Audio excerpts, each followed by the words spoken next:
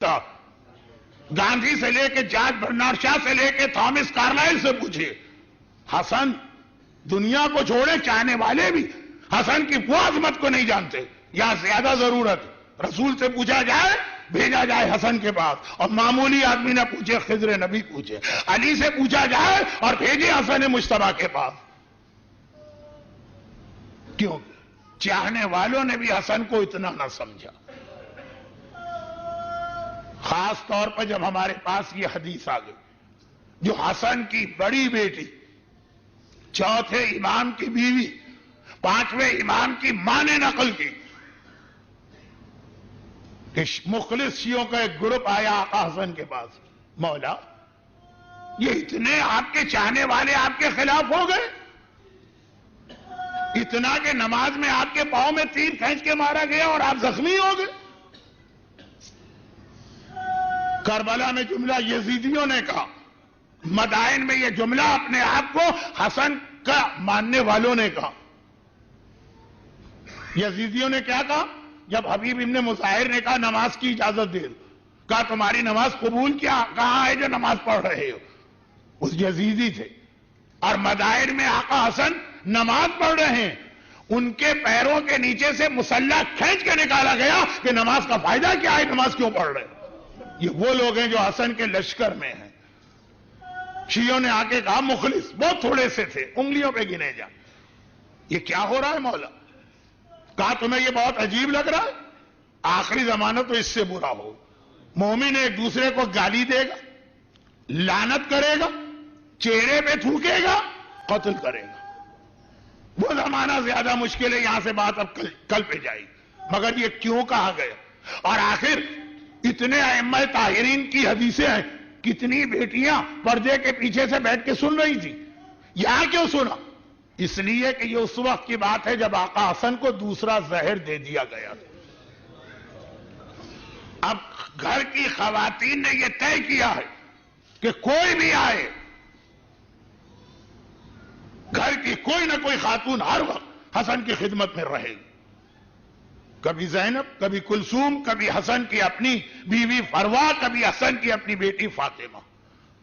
مگر دوسرا زہر، پھر تو تیسرا زہر بھی دیا، چوتھا زہر بھی دیا، پانچواں زہر بھی دیا، یہاں تک کہ 6 زہر کے بعد اب گھر والوں نے 2 باتیں طے کر لی. نمبر 1، حسن کے ساتھ 24 گھنٹے زینب و کلثوم ساتھ ساتھ رہیں. اب کسی اور کے سپرد کوئی ذمہ داری نہیں کی جائے گی. زینب نے شام غریبہ آئی قافلے کی قیادت نہ سنبھالی. حسن کی شہادت کے سے کچھ پہلے بھی حسن کی ساری ذمہ داری زینب پر آ گئی. 2 باتیں طے کی. نمبر 1 یہ، اور نمبر 2 اب گھر کے دروازے پہ ہر وقت عباس کھڑے رہیں گے اور کسی کو کھڑا بھی نہیں کیا جا رہا. خاندان اہل بیت کافی نرم دل ہے. کوئی اور شہزادہ ہو تو ہو سکتا ہے آنے والا اس طرح سے پیر پکڑ کے درخواست کر کے صرف ایک بار زیارت کرا دیجئے، اجازت. عباس کھڑے رہیں گے. عباس خالی حسین کے محافظ نہیں ہیں، حسین سے پہلے عباس حسن کے محافظ بنے. چنانچہ حاکم نے اب دیکھا کہ کام کتنا مشکل ہو گیا زہر دینا، تو حسن ہی کی بیویوں میں سے ایک جودہ کو استعمال کیا. آج کی رات آ گئی اور آدھی رات سے کچھ پہلے کی بات. حسن بستر پہ ویسے ہی ہیں، 6 زہر کے بعد سے میرا آقا بستر پہ ویسے ہی ہے. اور آج کی رات تو اتنا کمزور تھا کہ مغرب اور عشاء کی نماز بھی بیٹھ کے پڑھی. یہ اہل بیت ہیں جن کے یہاں بیٹھ کر نماز پڑھنے کا مطلب ہے قیامت آ گئی، قیامت. حسن نے نماز بیٹھ کے پڑھی اور نماز کے فوراً بعد بستر پہ لیٹ گئے. ایک طرف زینب سو رہی ہیں اسی کمرے میں اور ایک طرف کلثوم، اور دونوں کے درمیان حسن آرام کر رہے ہیں. آدھی رات کے قریب جودہ بنت اشعث بنت قیس چپکے سے کمرے میں داخل ہو. سرہانے رکھی ہوئی سرائی میں وہ زہر ملایا، جس کے لیے جملہ یہ تھا کہ حاکم شام نے کہا کہ 6 مرتبہ زہر دیا، پھر بھی حسن ہر بار بچ گئے۔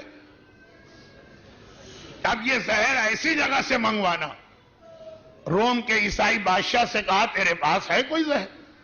اس نے کہا ایک ایسا زہر بھجوا رہا ہوں کہ اگر اس کا ایک قطرہ دریا میں ڈالو نا تو سارے دریا کی مچھلیاں مر جائیں۔ حسن کا زخمی کلیجہ، حسن کا کلیجہ پہلے ہی زخمی ہے۔ جودہ یہ زہر لے کے آتی ہے، سراہی کے پانی میں زہر ڈالا، جودہ نکلی اور حسن نے ایک مرتبہ آنکھیں کھولی، سراہی سے پانی لیا۔ پانی پینے سے پہلے بسم اللہ تو پڑھی جاتی ہے، یہ آیت تو نہیں پڑھی جاتی۔ آج حسن نے یہ آیت پڑھی، پانی لیا، پانی پینا چاہتے ہیں، ایک بار کہا بسم اللہ الرحمن الرحیم انا للہ و انا الیہ راجعون۔ یہ پہلی بار حسن تھے۔ پھر بعد میں 8ویں امام نے انگول میں یہی جملہ کہا، بعد میں 10ویں امام نے زہر میں یہی جملہ۔ پہلا امام حسن، وہ پانی کوزا نہیں، ایک گھونٹ پانی گیا، جسم میں پہنچا، ایک بار پیالہ کوزا ایک طرف گرا، حسن بستر پہ دوسری طرف گرے، زینب گھبرا کے کھڑی ہو۔ ابھی زینب نے حسن کو نہیں دیکھا، زینب نے حسن کو نہیں دیکھا، گھبرا کے کھڑی ہوئی۔ کلثوم بہن آنکھیں کھولو، کلثوم بھی گھبرا گئی۔ شہزادی کیا بات ہے؟ کہا میں نے خواب میں اماں فاطمہ کو ننگے سر دیکھا، میری ماں فاطمہ میرے خواب میں ننگے سر کھلے بالوں کے ساتھ آ رہی ہے اور کہہ رہی ہے ہائے میرا لال حسن۔ دونوں بہنیں گھبرا کے حسن کے بستر کے قریب آ گئی۔ اور یہ وہ وقت ہے کہ حسن بستر پہ گر چکے ہیں اور جو تشت قریب میں رکھا ہے اس میں حسن کے کلیجے کے ٹکڑے کٹ کٹ کے گر رہے ہیں۔ اور ایک بار حسن نے کہا زینب، بولا نہیں جا رہا، زینب میرے حسین کو بھی بلاؤ اور فروہ کو بھی بلاؤ۔ حسین اور عباس ساتھ میں داخل ہوئے، ان میں فروہ بھی آ گئی، حسن کے پائنتی کھڑی ہو گئی، گود میں 1 سال کا ننھا قاسم ہے۔ حسن نے اشارہ کیا فروہ ایک تعویذ میرے بازو میں بندھا ہے، اسے کھول کے قاسم کے گلے میں پہنا دے، اور جب میرا قاسم کسی بڑی پریشانی میں مبتلا ہو تو اس سے کہنا یہ تعویذ کھول کے دیکھ لے اس کا بابا کیا کہہ رہا۔ یہ تعویذ کس صبح کو کھلا؟ عاشور کی صبح کا تعویذ ابھی سے دیا جا رہا۔ اور ایک مرتبہ حسین قریب آئے، بھیا حسن مجتبیٰ یہ آپ کی کیا حالت؟ اور حسن نے جواب دینے کے بجائے السلام علیکم کہا۔ علیکم کو مطلب آپ سب میں میرا سلام۔ زینب نے گھبرا کے کہا بھیا حسن کسے سلام کر رہے؟ کہا وہ میرا نانا رسول خدا میرے پاس ہے، یہ میرا بابا حیدر کرار میرے پاس آیا، یہ میری ماں فاطمہ زہرا آئی ہیں اور کہہ رہے ہیں حسن بیٹا چلنے کی تیاری کرو، ہم تمہیں لے جانے آئے۔